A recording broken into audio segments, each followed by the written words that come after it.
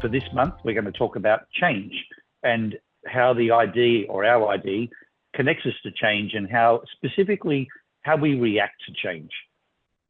You know, if we just think about life, we see people react to change. We all experience change. Sometimes it's maybe what we design, so that's probably okay. Sometimes it's done to us, and we have varying reactions to change. And even the people that react positively to change, if there's such a thing, and we'll explore that, even their positive reaction sometimes is disconcerting to others, which then makes it maybe a challenging reaction. So interested to dig in and explore how you all react to change. And we'll look at that through the lens of ID so that you can, see if there are similarities, if there are differences, and ultimately, are there some common threads for how people best react to change? I'm going to change my name here so that I've got my ID in it. Normally it does, but not today. All right. So specifically, what we said in our advertisement for today's session was that these were the things we're going to dig into. So the impacts, not just our personal reactions to change, but I thought this was a really interesting nuance of what's the impact of our personal reaction to change, the benefits of adapting to change, and then how our ID ties into change, what makes us trigger, resist, or embrace change. So let's have a look at that. Now, as always, we know that whatever our ID is and whatever our reaction might be, we're going to be at our best to deal with change if we're first and foremost in stride. It probably goes without saying, but so many things that go without saying need to be said. So just to remind and not take for granted the fact that the vantage point for all of us, and when we're coaching and consulting people, no matter what their ID is, the first thing that we would do is firstly make sure we're in stride, put our own oxygen mask on first, and then help the other person operate in stride. Because no matter what our ID is, if we're out of stride, we're not going to have the healthiest or most positive reaction to change. I thought it might be worth just doing a little change management 101 section here. So this particular graph is just to highlight the journey of change that is an inevitable journey of change. And so this is something, when I show this slide, when I am talking to leaders and teams about change, I find that this slide is either a new perspective or it's a very healthy reminder for them of how what they need to keep in mind when navigating change. And probably there are a couple of key principles here. The first one is that things have to get worse before they get better. There's normally something messy and uncomfortable and challenging about a change journey. It's not really change if everything just goes north and there's no sort of dying off or challenge or messiness. And that's the curve going south. Here you can see, and then things start to improve. I often use the example of like if you had a skin irritation and the doctor gave you some cream to put on it, what they'll often say is like for the next few days, things will actually get worse. But don't stop taking the cream. It might be a little uncomfortable, it might be a little ugly, you might want to be careful about going out in public. You need to change some things, so that's all part of the dip going down. But then the healing starts to occur and you'll get the new skin, no blemishes and everything's improved. That's your future state level.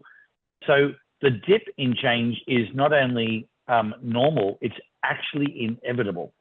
And I find when things start going worse, a lot of people don't like that. They think something's going wrong and then they want to change course again. And so every time you start the journey all over again, you've got to go south again. So it takes a lot of awareness, it takes a lot of resilience to understand the emotional journey of change and not only stay true to it, but if you're leading other people through change, you're in that sort of leap of faith place where you're going through it, you've got your fingers crossed, hoping that, this isn't the one exception where things don't turn around, and you've got to stay true to that journey. So I just think, just like being in stride is goes without saying, I wanted to cover this sort of rather simplistic perspective as well, because again, I think whilst it makes sense here when we're talking, when we're removed from change, when you're in the middle of a change, this is hard to stay true to. It's a bit like our principle of assumed positive intent.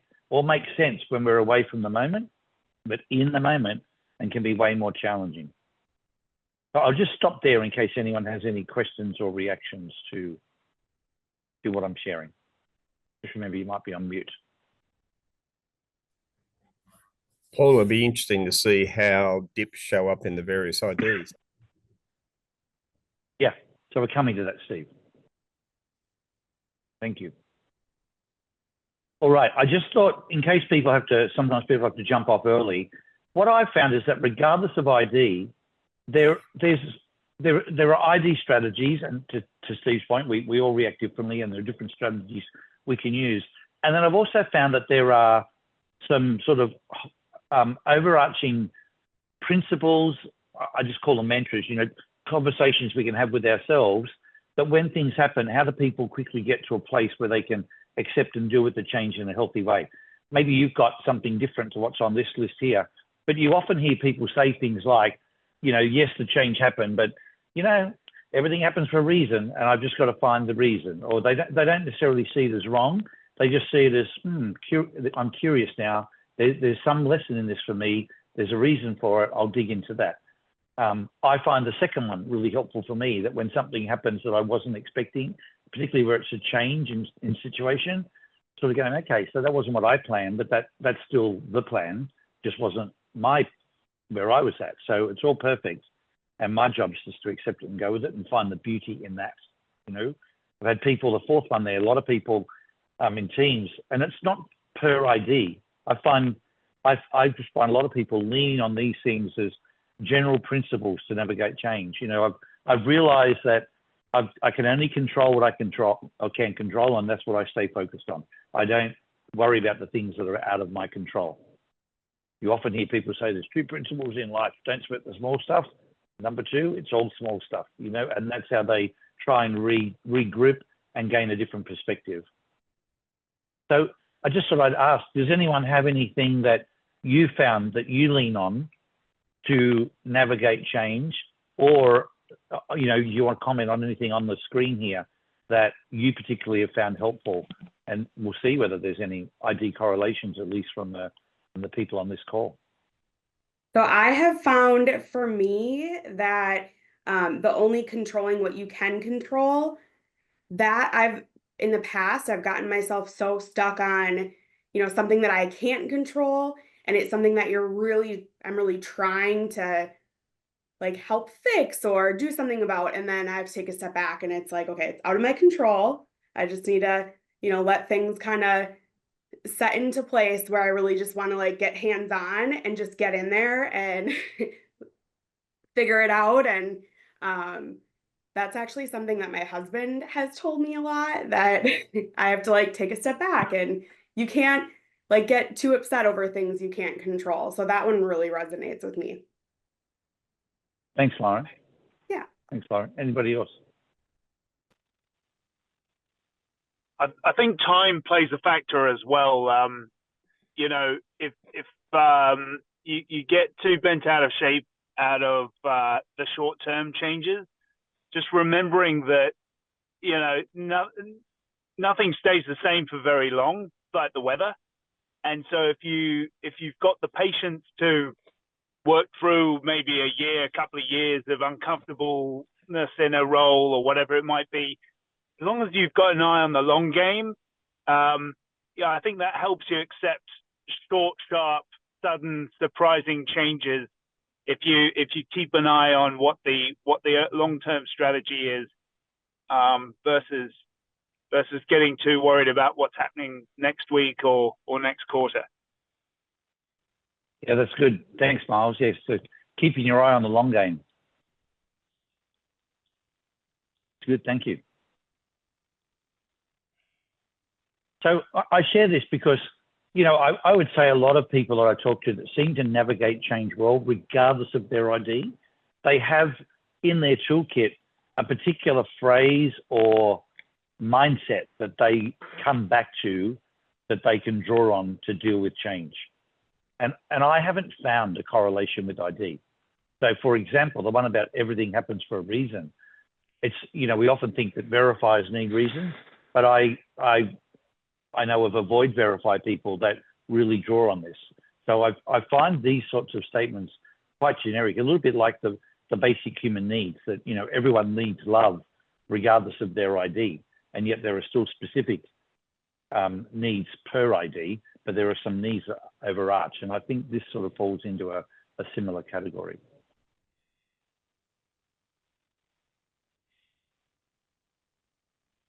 All right, so if we think about how we react to change, I thought I'd just ask you, the first thing is, you know, how long does it take you to deal with change?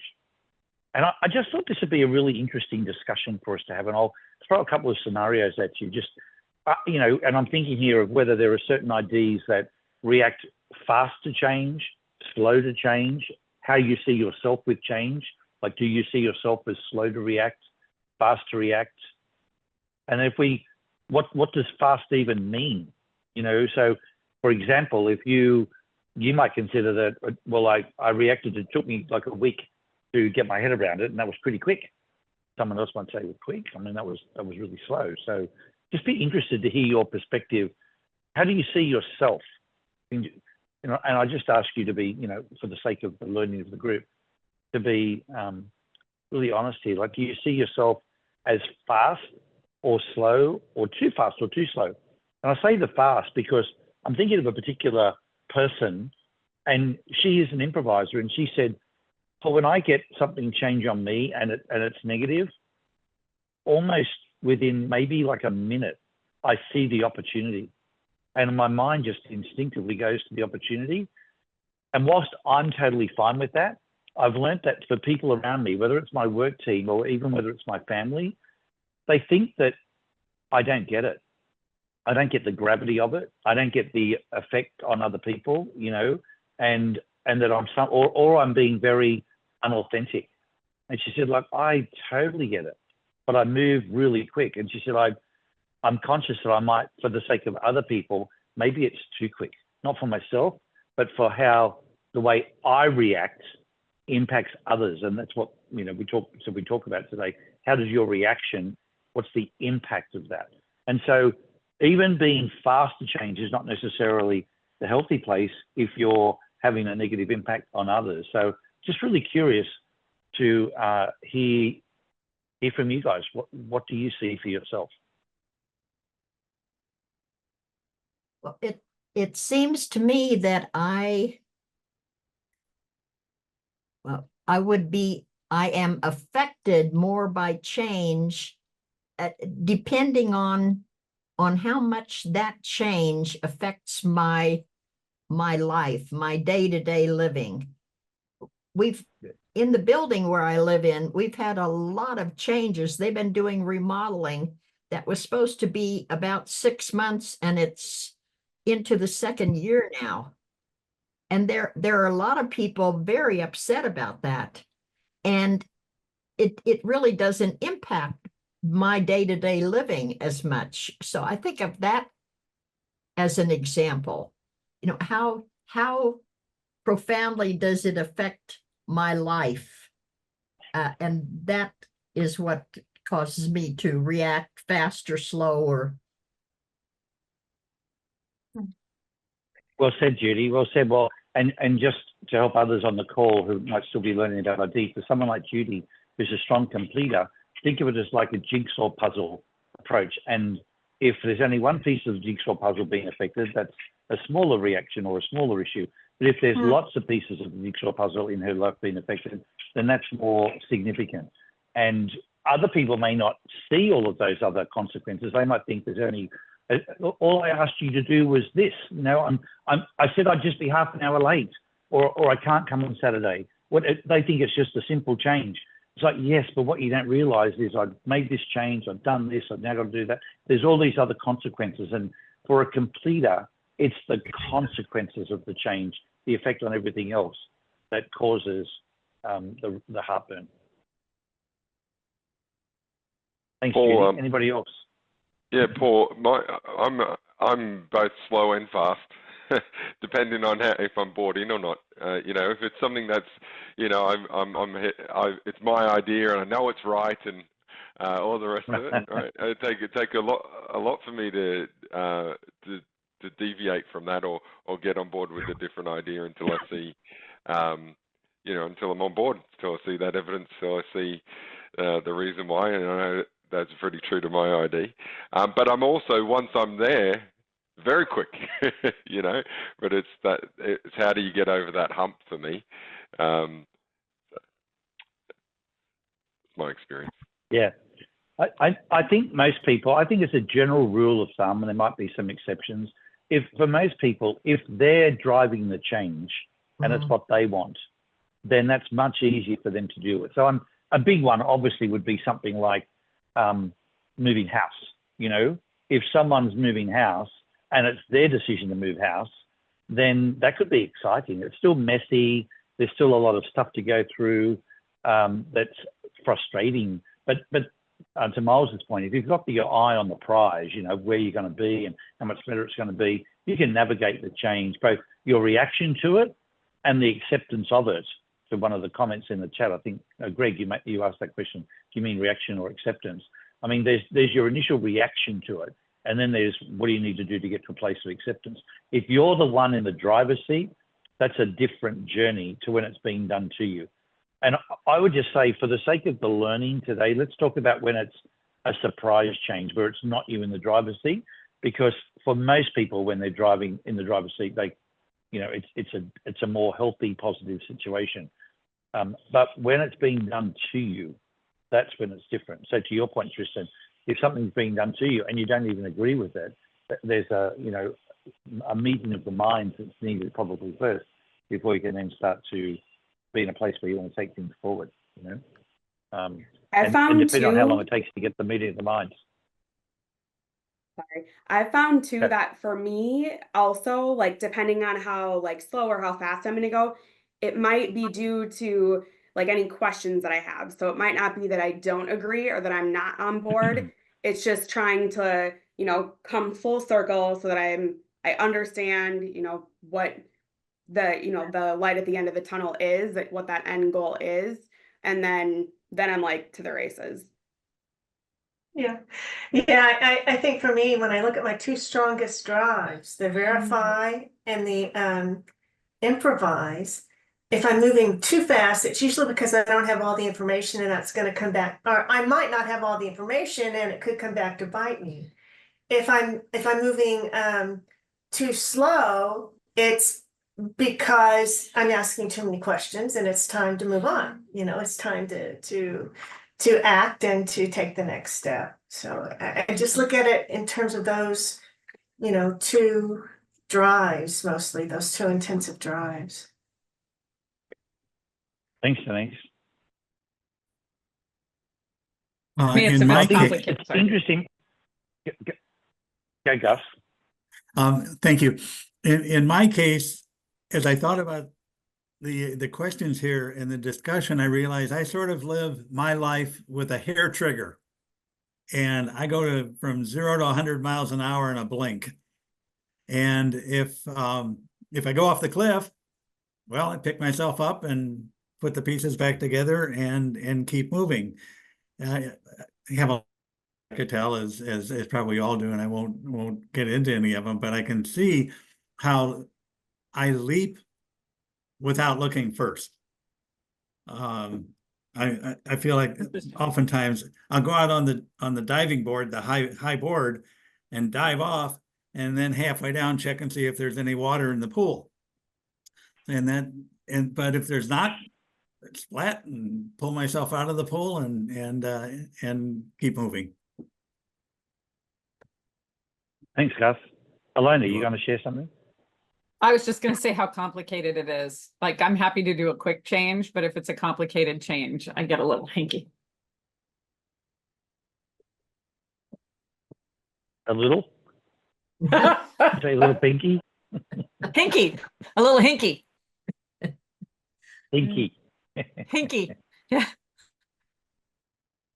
I'm with you, Alona, and we're wired the same way. When you were describing that person, I was like, are you talking about me? Because that's how I am. I'm the minute it happens, it's like my car broke down on the side of the road and I have no gas.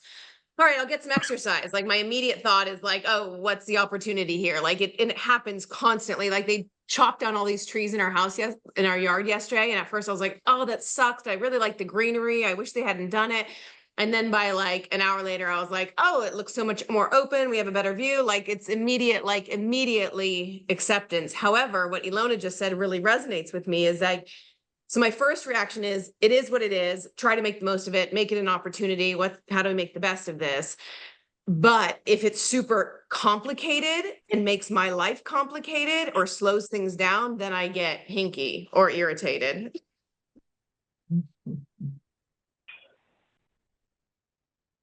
Thanks, Trace. I'm making a note because they're just great points. I'll add into one of the matrices on this you'll see in a second. Thank you. It's interesting, isn't it? Like even something I was thinking before. So I remember Susie, my wife, telling me about a situation where if she said to her son, who's a completer, picks him up from school and says, "We're going to get a haircut," that's not even changed to Susie. That's just like, I thought you'd like to get a haircut. Like it's a positive thing. You know, you need it. You said you wanted it, but it was a surprise to him, and therefore it was a change. And the heels will get dug in, right? But if she said to him, you know, on Sunday night, next Friday, I'm going to take you and get you a haircut, and it could be part of his plan, then it was exciting and positive, and it wasn't a change, you know? So even things that we may not think of that way because it's just a good idea, to someone else might be a change. Even being aware of how that could land is part of, I guess, you know, this conversation. So then the other part to change is, you know, we talk about too fast, too slow. The other thing is whether you are positive or negative in your reaction. Like, and we'll talk about this in a second when we get into the matrices of how different IDs work, but just to you know, we react really quickly and come to a place of acceptance really quickly or slowly. There are some people just will tell you, I hate change. And it's all over their face and it's all in their reaction. But I think it's really important to understand the impact of that. So what's the impact when you're too positive, and what's the impact when you're too negative? So too negative, you get people who don't want to actually invite you into the change, or just don't want to, you know, suggest ideas because they get a negative reaction. And you may not see yourself as negative. You may see yourself as conservative or protective. But I know of someone whose instinctive answer almost to ideas is, yes, but the problem with that is, you go, well, what do you want? Well, I can't tell you what I want. I can tell you what I don't want. And you don't actually, to me, it's quite negative, and it just shuts you down, as opposed to someone like, even a conservative person said, okay, so it's just an idea, right? Well, let me think about it and come back to you. And you go, okay, thanks, no problem. You know, there's just a more healthy way. And I think it'd be good to watch your own reactions to change. And if you find yourself instinctively being more negative, be more conscious of the effect that could have on others. And is there a more positive way you could react? Even when you're thinking about it, which might be silent, letting people know, I'm not disengaged, I'm just thinking it through. Okay, thanks. Otherwise the silence could be, you know, really off-putting. So let's dig into the ID differences. Let's have a look at what happens when change first comes up. So I just thought I'd throw up some ideas here just to get our conversation started. And I would, you know, this is what's the impact? Like, how do you react? And I think it would be fair to say there are certain IDs that react positively to change sort of from the get-go. You know, it's like Tracy said, car breaks down. And Trace, could I just ask you, is it your instinctive reaction you go to a positive place, or is that something that you've learned to do you think? Is there any thinking in it, or it's just your instinctive reaction? It's instinctive, and it's sometimes irritating to myself because I'm like, this isn't a good thing. Like, we should not be seeing the positive here. Like, this is a bad thing. I need to have more empathy and compassion for the situation. But I'm like, oh, we could just do this. So no, it's super instinctive.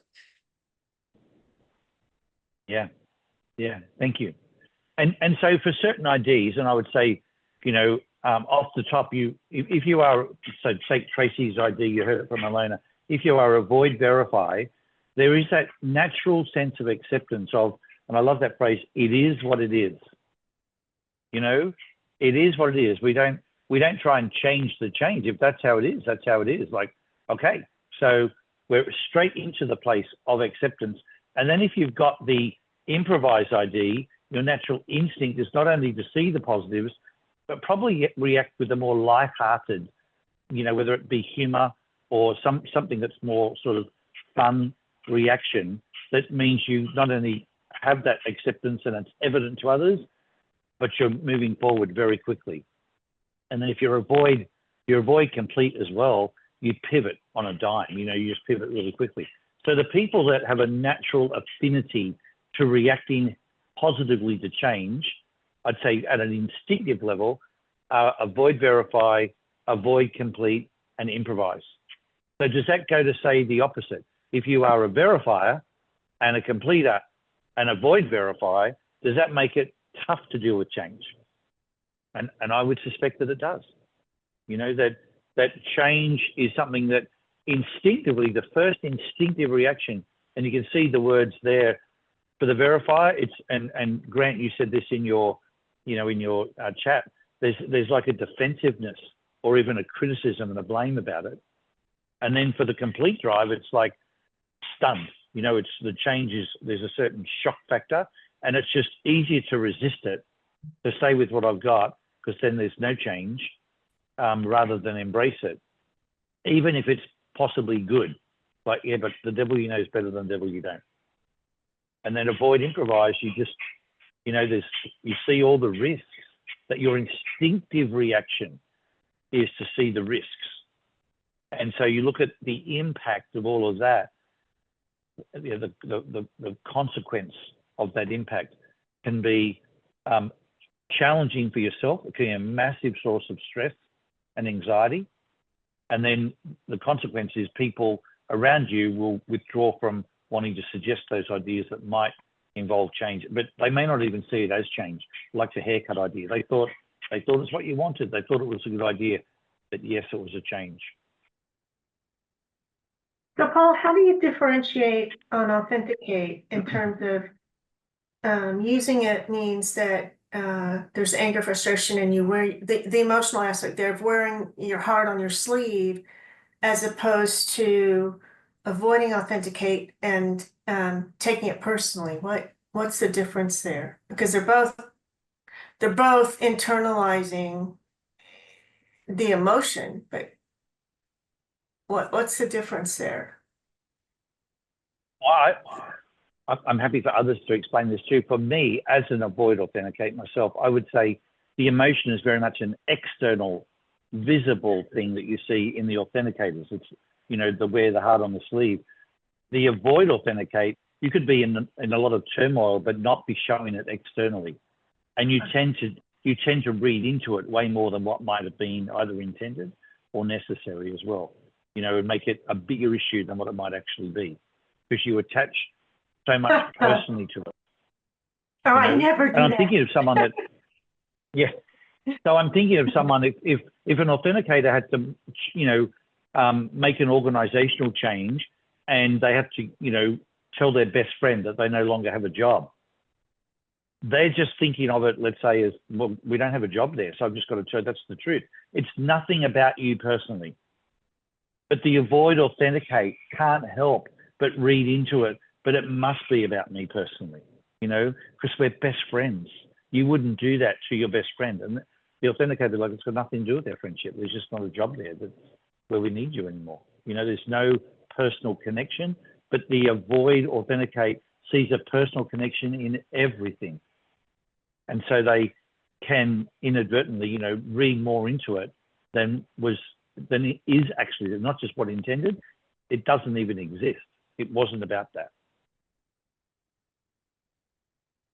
So I'm keen, for the sake of the group and the learning here. Would you add anything or change anything? Do you think anything when you think about your ID and your strong drives and your instinctive reaction to change. As Tracy said before, you know, the car braking, that she has an instinctive reaction. Can you give it like that? Would you change anything that's on this page relevant to your strongest drives? I'm going to add, it is what it is, to the avoid verify. That's part of the acceptance. And an exception for the improvisers, depending on how complicated it is, it might not quite be a humorous or, you know, positive issue. Hey, Paul, I was just going to add, I think for me over the years, the onion skins have helped kind of keep the wolves at bay when it comes to my 70 verifier. So being married to an improviser for 20 years, you know, I jump in and assume positive intent whenever she brings a change at 8 a.m. on a Sunday morning to spring clean the house. And then, you know, I take a leaf out of Greg's book and I stay curious longer and ask a few more questions. So if it wasn't for my onion skins, I think I'd be living in a cave somewhere in the middle of nowhere. The question is like, how long before you'll be finished cleaning the house, things like that, Grant? Yeah, our Sunday mornings get interesting. And as I say, if it wasn't for onion skins, I'm not sure I would have survived. Good for you. Thank you. I think my else? my initial response is no. Like if it's thrown on me really suddenly, I go no. And then I walk away and think about it, and then I work out how we can do it. But it's that, and it's something I think I've realized more in the last probably 12, 18 months. It's like my first thing is, and even if I don't voice it, it's probably pretty obvious. It's a no.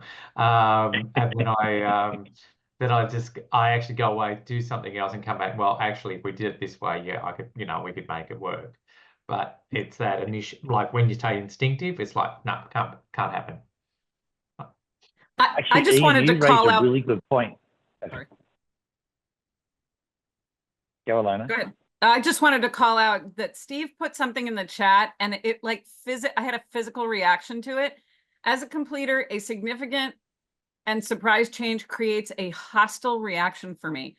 And that word hostile is so strong, but I think it's so telling and so precise. Like I've experienced that with people I know who have that ID, and I appreciate that level of honesty. That's all. And I think it's what Ian was talking about too, although Ian, maybe you don't use the word hostile, but I liked it. Thought it was true, had truth to it. Yeah, I'd like to think over the years I've got better at not having a hostile reaction, but I still have a reaction. Well, Paul, Ian, there's a question. It's really interesting. Sorry. I'll come to it, Elena. I just want to finish with Ian's comment. So, Ian, you actually do, to me, you do a really good job of moving quickly to a positive place. But the too fast piece, which I would think is often an improviser, you know, you and I have had this conversation where you go to the how to sometimes, like you because your way through it is, as you said, my first reaction is no, then I process it. And once I get to, okay, how can we do it? But there's times where if we're talking about the what, and in order to deal with it, you're already down the path of the how, and we're still back talking about the what. So that's a great example of, even as someone who might have a natural resistance to change, you've learnt a way forward, which is to process the how. But the timing of the how even is important, isn't it? You know, like you found there's times you pull yourself back, and you've said to me, I've got to resist getting into the how to stay present in the brainstorming. Yeah, absolutely. And because because it almost shuts off the opportunities then, because you go, well, for me, I go into the weeds, and you've got to pull your stay, what's Greg's expression, stay stupid longer, ask more questions. So yeah, but it's a very much a conscious, I mean, I suppose having 20 years plus of ID, it's been a great strategy. But when we talk on the instinctive level, there is still that absolute put my back up straight away. And as I say, I may not say it, but I'm thinking it.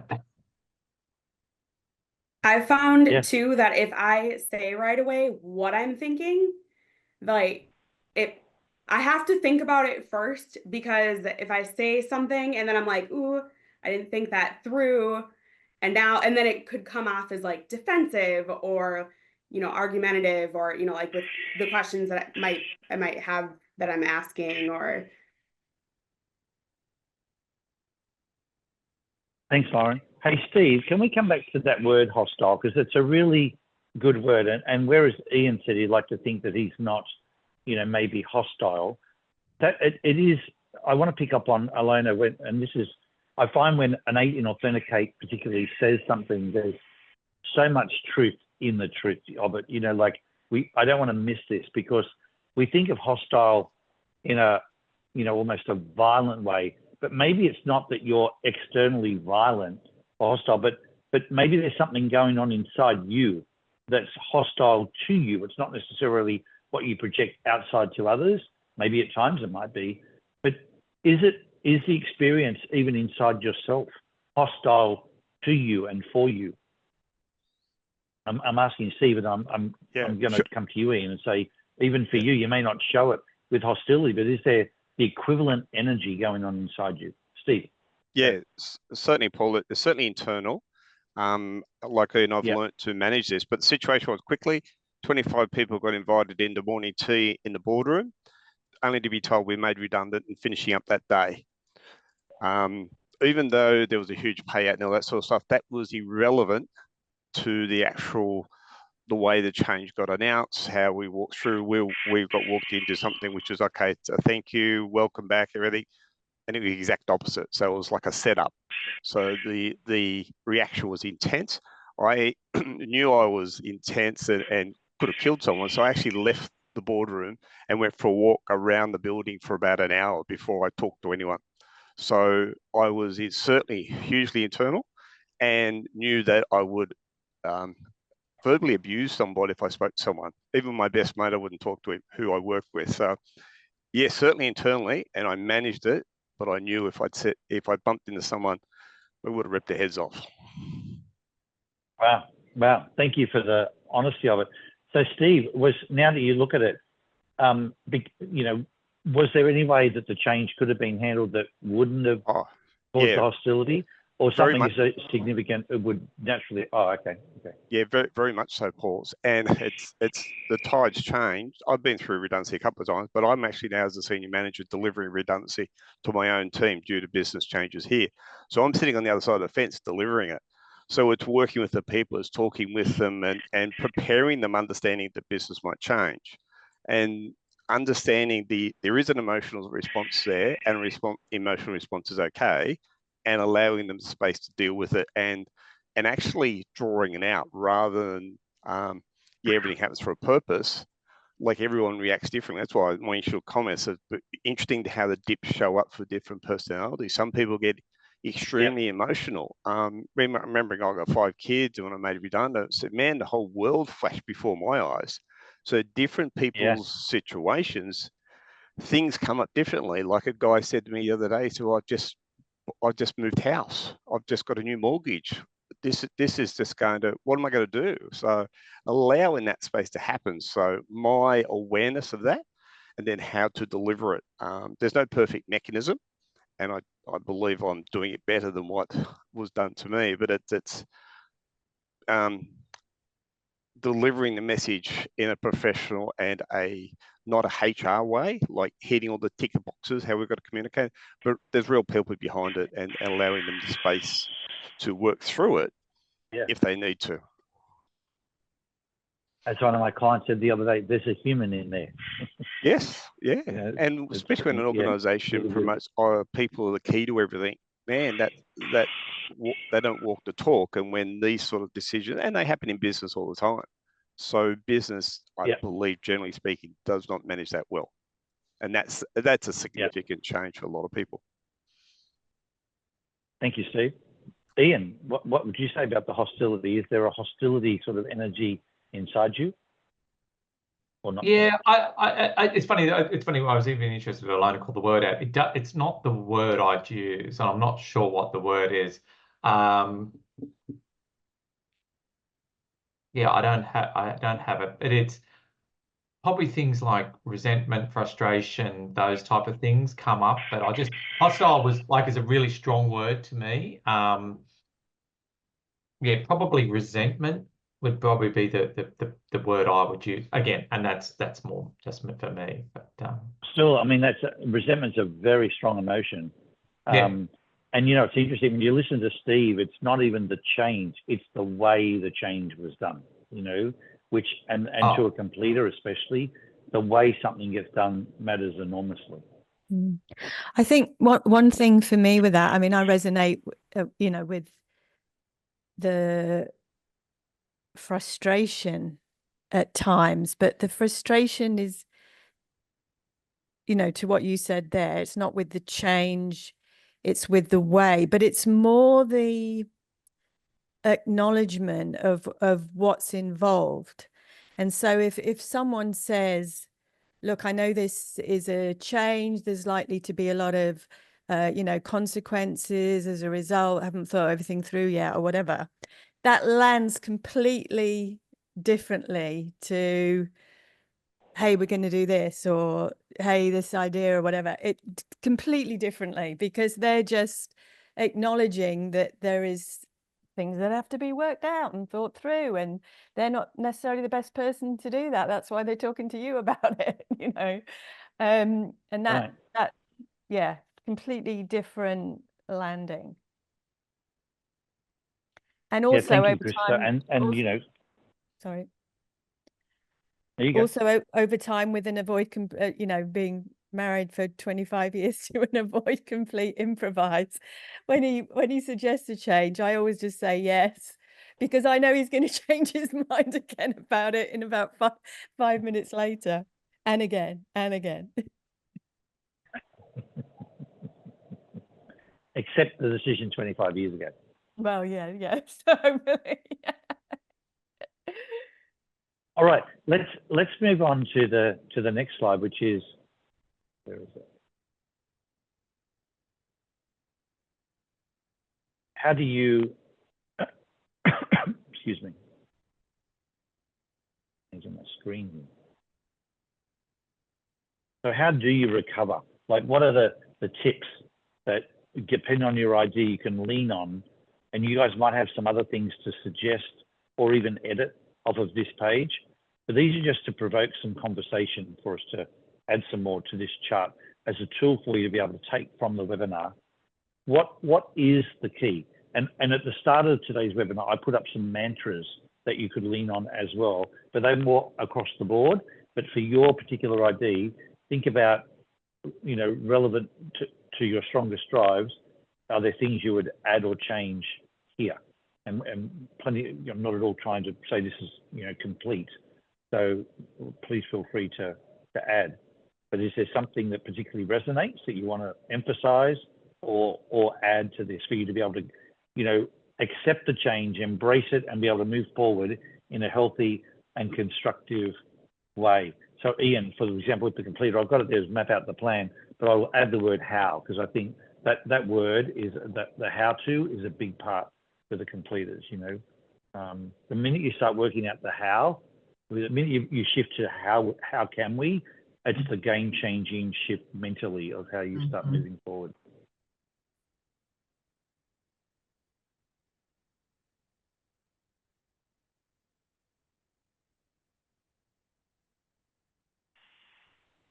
I tend to worsify something.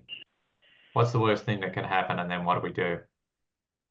So that's I always go to, you know, we paint the house. I don't like the color. I'll repaint it. It's fine. All right. It's like, you know, it's almost like, what's the recovery? What's the recovery if it doesn't work, or if it's so that's the void improvise it would deal with the risk. Funny, I actually had that. I had that in, you know, come to grips with the worst case scenario. I had that in. I think I took it out because I didn't want to overload that drive, but I'll add that back in. That's a really good point.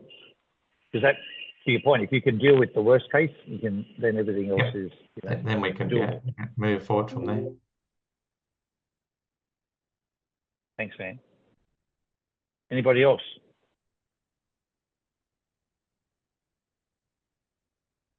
There's two that I really like is the physical exercise, and the other piece on the complete side, take a break, when I worked at the hospital and when we were during COVID, when we were down like 24 ICU nurses, I would just step away and go take a walk around the hospital, and then things would kind of fall into place. Like my mind would be so much clearer and I could move forward and like quickly get it done, where just like sitting and letting my mind just turn about how am I gonna pull all of these nurses out of a hat. Just getting up and doing something physical and like taking that break was huge and super helpful for me. It's you know, I've looked at this and talked this through with a few people recently, not even preparing for this, just over the conversations. And it's really interesting how for an avoid completer, the minute they focus on the next thing or on something else, not the next as in the next step, but just something different to the change, it's different energy, because we are wherever we focus. And so if you're put off by some change, by just taking a quarter turn and focusing on something else, it's just like a change of state. And it gives you a completely different energy for when you then come back to deal with the change again. So it's a really important, it's not that you're running away from it or you don't want to deal with it. It's actually a really healthy strategy. Just leave it, go and do something else, and then come back to it. And you'll do so with, it's a bit like, you know, have a good night's sleep and you'll do it differently in the morning. It's a similar thing. It's a total energy state. So for yourself or for people you know that have got that drive, when something happens that's a change that they might stumble with, you know, taking a break is a really smart way to deal with that. And the physical exercise, this is really, you know, I think important to understand, and it's good that you sort of emphasize that, Lauren. There might be others that want to add to it as well, but there's something about getting physical, you know, so it doesn't, it could be rigorous. I mean, you heard Steve say before, even just to walk around the block, but to an authenticator, when they get physical, there's something that occurs in terms of their energy for how they can more, you know, positively deal with the change. But sitting there, reflecting on it, talking about it, go and do something physical. And exercise is just a great thing for health as well as, you know, dealing with the stress. I feel like for me too, with being a high verifier, is that if I do just sit, like I will sit and think and think and think and think about it, and that does not help me at all. Like that does not get the job done. It doesn't help me, and it drives me insane. Like I will sit and drive myself insane. So like that getting up and just moving around is like just a mental break to clear my mind and just be able to get it done. It's so helpful. Good, thanks, Lauren. Anybody else?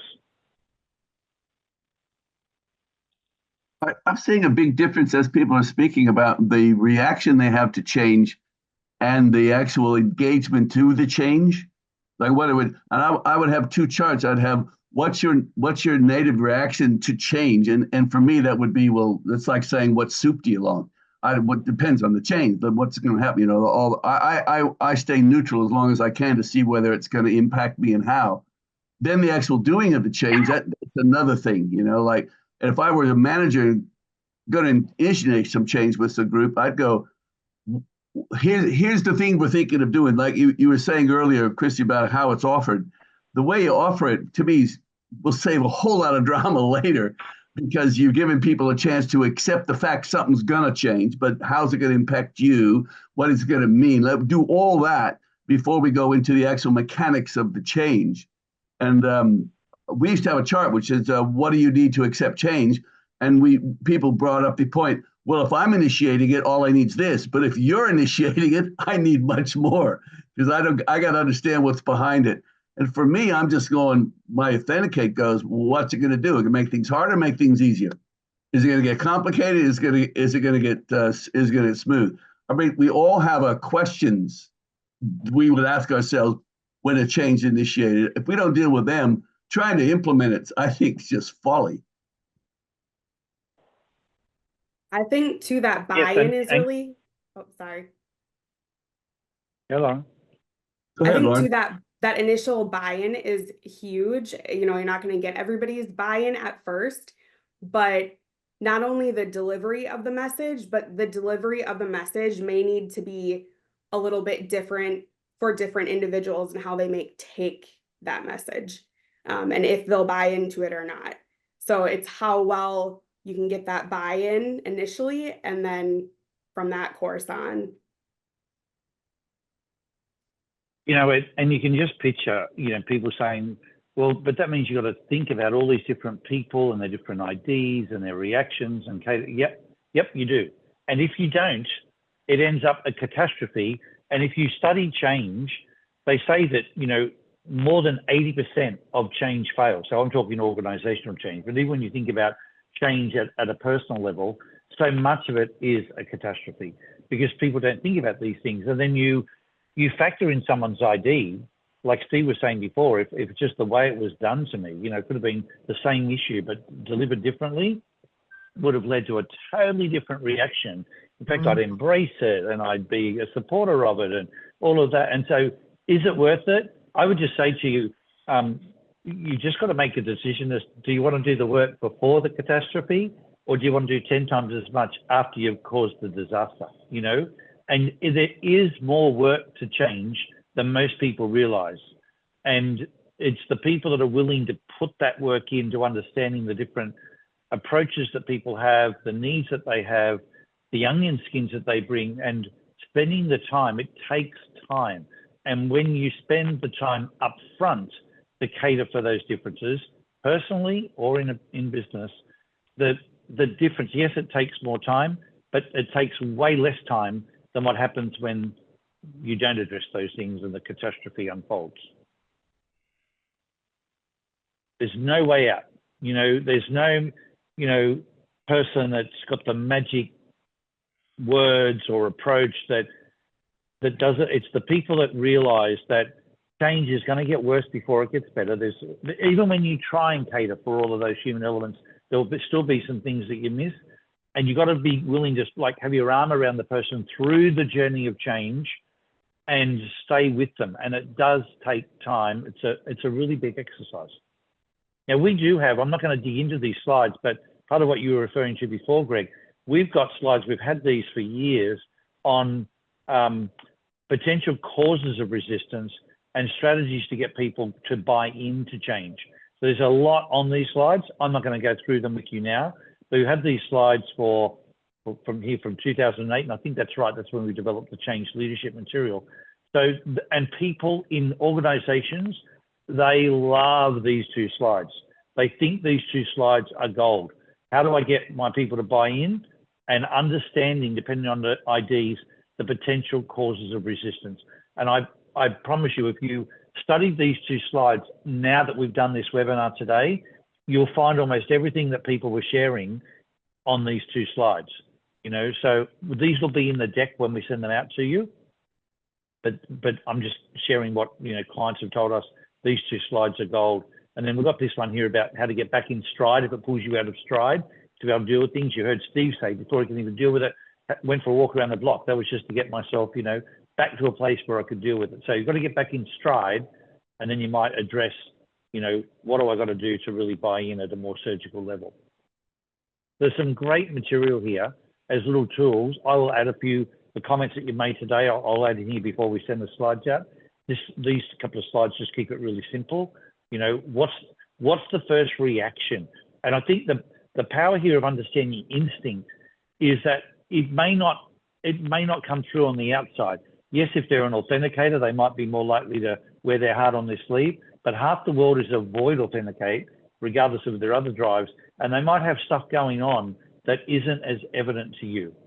And so just being more aware of how the fact, you know, if people are different to you, and they will be, they do a change very differently, and you need to take that into account. Hopefully these resources give you a big head start compared to the, you know, the people out there navigating this blind. Now, for all that we've shared, has anyone got something on their mind about how they deal with change that we haven't addressed that you'd like to put to the group? Paul, can I just reinforce Greg's point about you either prepare for the change or deal with the ramifications. So as I mentioned, I was delivering change here in redundancy. So therefore, I began working with the team because we knew this was coming, It just got exacerbated recently. But we began working with the team when we did the performance reviews early in the year, talking about achievements and saying, we'll just build into your resume, using language about how's your network, are you connected, what organizations, our organizations. We talked about change was coming. So we preempted, and the language we're talking to it. So the preparation began back in March. So then it didn't eventuate. So that's a long lifespan, but it ended up where now I'm going to dinner in Melbourne and taking these people who we've let go out to dinner. So there's such a good relationship. Yep. So, but the preparation and reinforcing Greg's point, I took some time knowing my own reaction to implement it and do it differently. Has it landed perfectly? No, people's reactions are still, wow, what do you mean it's happening today? But it landed on a better foundation. So I just sort of give some practical things that I've done, experiencing both sides of the fence, basically. Well done. Well done. Yeah, Thanks, Steve. You make a good point. We use a technique in our workshops, which is say to people, what would you need to hear? What would you need to see to embrace this change? Like, what would you need? And people make their list up and really discuss that. And what would you hear that would make you always resist it? Like what's ever you get the reaction part done first. And sometimes what's interesting is when they talk about their reaction to it, oh, I need to see this or that. The actual implementation tips start popping out. Like you'll start hearing, hey, well then let's do that. But I don't think most groups even bother to ask that, Paul. If you got this opportunity with this new team you were talking about, what a great way to show them to do the work up front by really checking in. And we have a phrase, we go, where do you want your easy? You want your easy at the end, you want your easy now. Because if you put your easy at the beginning of a project, you're going to have all the work at the end. But if you put your easy part at the end and put the work at the front, it's going to be a lovely close, And I think that one of the powerful things of this workshop for me this morning is that we separate change into those two parts, how it's introduced and how it's actually implemented. Because most guys go straight to the implementation and the drama's at the other end. Thanks, Steve. Yeah. Yes, and sometimes the horse is already bolted. I'm thinking of a change that we're dealing with now, and the change has already been announced. Without any thought, the change management was all to do with the execution of the change, not the announcement of the change and the laying up of the change. So great point, Greg. Well, guys, we're just about out of time for today's session. Thanks again for showing up and for your contributions.